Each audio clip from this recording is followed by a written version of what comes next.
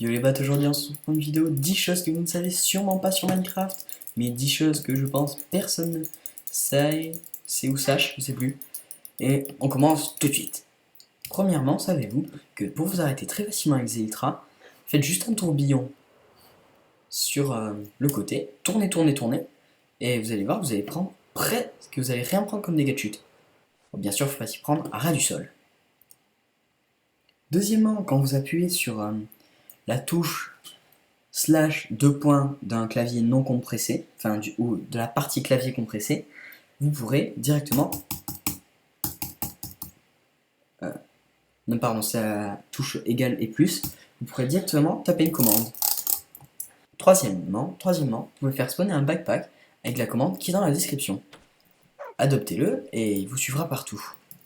Reviens. Quatrièmement, pour passer derrière un world border, il faut lancer une underpearl, ça c'est pas nouveau. Et deuxièmement, le world border est buggé avec l'eau et la texture de l'eau, enfin l'eau et le bloc de slime. Vous voyez que le world border passe dessus, ça le fait pas tout le temps. Vous voyez un peu l'effet d'optique. Quatrièmement, vous pouvez reprendre de l'altitude avec un arc, tu peux punch 1 ou punch 2. Il faut juste tirer des flèches dans la gueule. Dès qu'on entend le petit coup de vent, on remonte. Là je descends. Je me suis frappé, donc je remonte. Et bien sûr, si je descends et que je fais le tourbillon, vous allez voir que je vais rien prendre en dégâts de chute. Et hop là. Cinquièmement, si vous faites spawner plein d'Ender Crystal au même endroit, ça rend un truc assez classe, je trouve. Et surtout, c'est une machine à lag. Quand on va dedans, on le constate. Et surtout, ne le faites pas exploser. Petite parenthèse, les TNT ont un rayon de 5, contrairement aux Ender Crystal qui ont un rayon de 8, et les Ender Crystal font très très mal. Sixièmement, quand vous marchez sur un bloc, bon, ça marche pas tout le temps. Wow.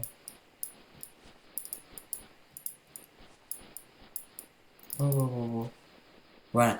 Là, vous voyez que je n'ai pas vu la texture. C'est parce que je marque la texture de chargement quand je suis à travers d'un bloc à un autre.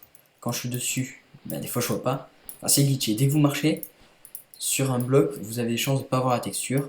Cela avec n'importe quelle pelle, outil ou autre chose. Des fois on la voit pas. C'est comme ça. Faut pas demander pourquoi. Et huitièmement, pour que le world border soit exactement à la frontière de deux blocs, il faut que le nombre soit impair.